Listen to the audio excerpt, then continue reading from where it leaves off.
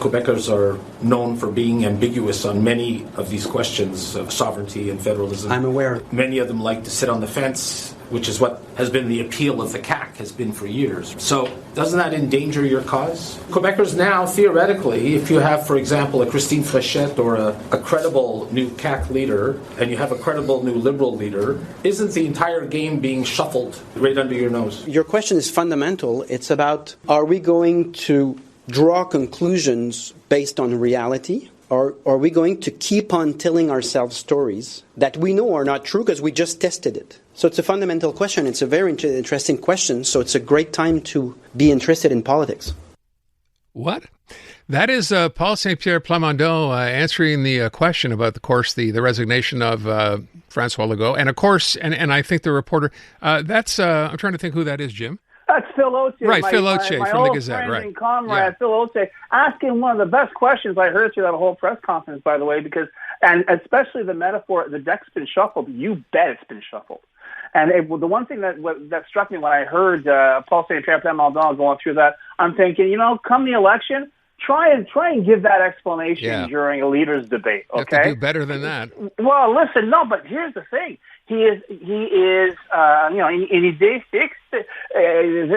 No. Look at the facts. The facts are it doesn't work. It doesn't work. Ergo, separatism is the way to go. Yeah. Ergo, we are the people and that is it. And I gotta tell you, Aaron, the closer we get to election day, the closer when we go through even the exercise of a CAQ leadership campaign, a Liberal leadership campaign, the idea that the reset button is being hit for two of the main political players, and all of a sudden, just simply by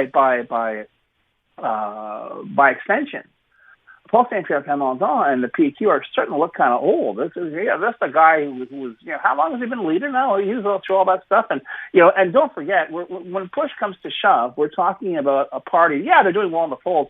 They have a caucus of 6. So maybe they'll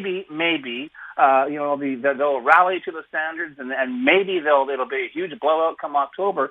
But it seems to me that the PQ, its leader, and I think a lot of its entourage are beginning to get a little bit nervous because this was not supposed to happen this way, and certainly to this extent, where all of a sudden, as Phil said, that deck has been shuffled, and I don't think there's anybody in the PQ, even the more senior MNAs, who know how to play this hand.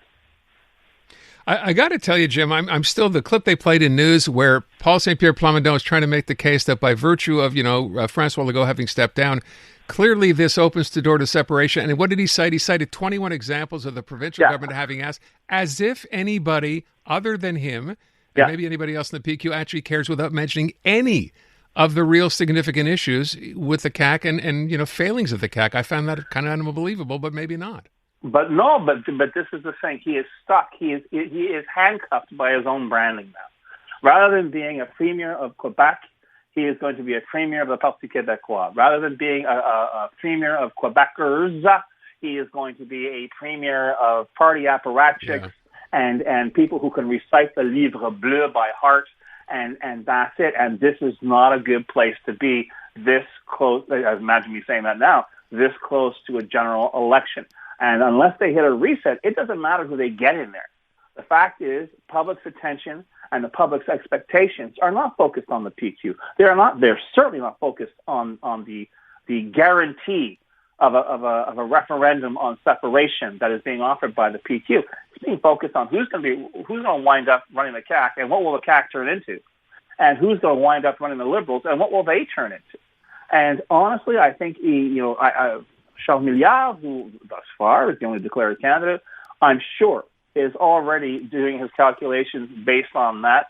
We don't know who's going to wind up running the CAQ, and indeed whether the CAQ will be the same iteration that it was under François Legault.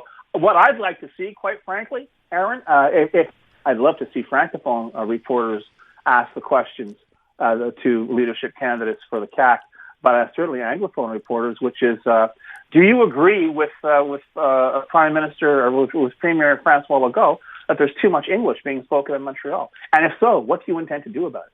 Well, that'd be nice, wouldn't it? Imagine that question coming up, huh? Yeah. Never mind this. Oh, why, blah, blah, blah, blah. Oh, renewal, blah, blah. No. Do you think there's too much English being spoken in Montreal right now? Do you think there are too many immigrants here frightening the locals and taking their jobs?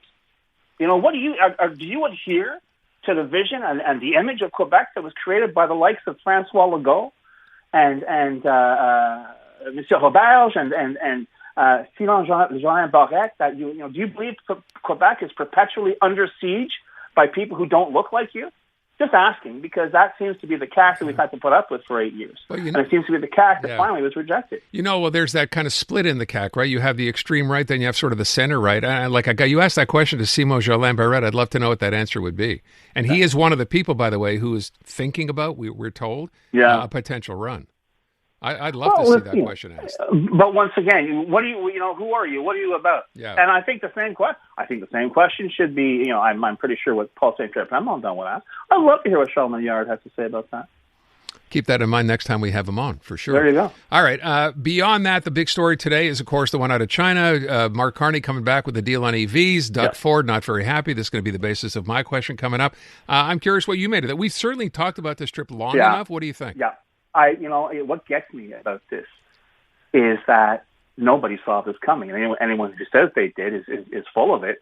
Everyone thought he'd be lucky just to have a smile and a handshake and a nice photo op.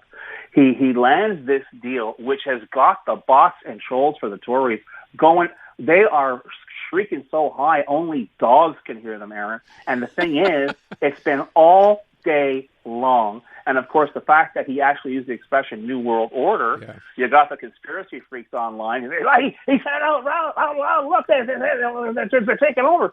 And this thing, and you're quite right, I heard you talking before about Donald Trump. I'm not entirely sure Donald Trump was uninformed about that. Don't forget, this is the same Donald Trump who just hours before was saying, I'm going to slap tariffs on countries that don't back my stand on Greenland. So I think with every passing day, Grandpa Donnie gets a little closer to home, if you know what we're talking about. But it's just, and the thing is as well, Aaron, and I'm sure that there's a lot of noses out of joint in the Ottawa press corps right now. This did not leak at all. Not a single molecule, not a single drop. Yeah, and if nothing else, Aaron, that tells me that talk about a tight crew. Because I'm pretty sure this didn't happen, spontaneously over the space of the visit. This whole thing was stage managed. Indeed, sure. The more observant noted that normally Canadian delegations, it's a photo op, the handshake, and don't let the door hit you on the way out. They had him over for lunch. You know what I mean? This is unprecedented for a Canadian leader to have been entertained by the heads of the Chinese Communist Party. So you know what? This is something of a coup, not just politically, but in terms of PR. Is Doug Ford angry? Well, he's always angry, but they'll throw him a bone of some kind. They'll throw some support to the auto industry. But the real message here, and I think that may have accounted for Mr. Trump's rather measured response, is that I'm pretty sure Donald Trump was surprised as hell that this happened and is wondering what kind of an example that's being set to other countries that may say, you know what, maybe we don't have to put up with this crap anymore. Yeah, the Chinese are tough to deal with, but you know what, at least we know from one day to the next what they're going to do, as opposed to the crazy man in the White House. So I think today was a very interesting day in terms of not just international trade, but international relations as well. And it'll be interesting. Maybe this weekend, if somebody will increase the dosage for the president, he'll go, "This is an outrage! How dare Canada?" But you know what? I have a sneaking suspicion, Aaron, that is not going to happen. What did you? If someone increases his dosage, is that what you? Yeah, said? So he's actually in the coherent. Same time zone as the rest okay. of yeah. Let me ask you a question. This is my question, part of the question anyway, with respect to this story. Jim, this happens. These cars come into Canada. You buying an EV? I'd look at it. I mean, I already have a car, and I hardly drive it. But you know what? An EV at that price, if we're serious about saving the planet, that would be a good way to start. And I know they say, well, they're listening on your phone. I got news for you. I'm pretty sure Carmi Levy and you have already had that conversation. Yeah. Everyone's already listening to your phone, folks. So if the Chinese are in there, that's one extra set of ears. But anyway, I think at that price, sure. That's the question. We'll leave it at that. Jim, have a good weekend. Thank you. You too, buddy. The newest tracks. Let's go. New music. And the next big thing. Always on the new music first. Your first place to hear it all. Cause you gon' like it, love it, wanna play it twice. Playing now. iHeart New Music. Your digital station for brand new drops, fresh finds, and tomorrow's bangers. I think we need something new. Discover iHeart New Music. Always fresh, always first. Stream now on the free iHeartRadio app.